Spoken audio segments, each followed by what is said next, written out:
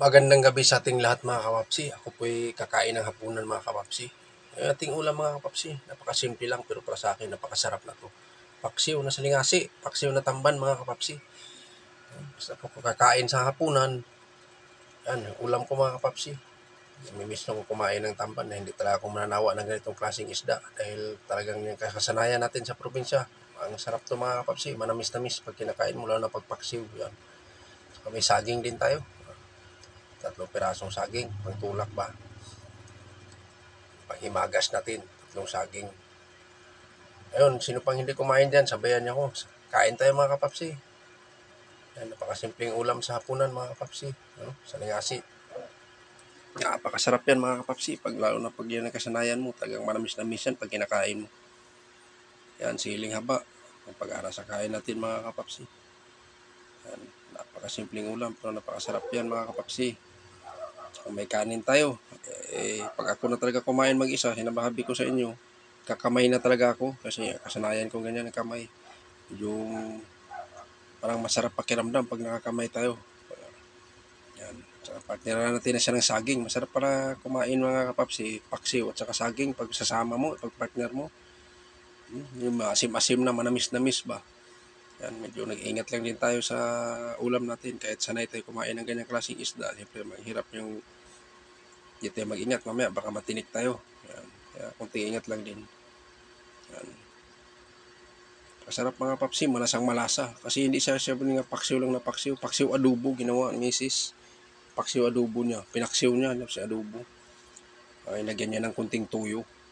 Sarap mga kapapsi. Try nyo yan. Hindi rin puro paksiw lang. Puro paksiw lang, suka, pakuluan, yun lang. Hindi to. Sa kanya, paksiw adobo. Tapos pag malapit na maluto, sabay lagyan ng kunting mantika.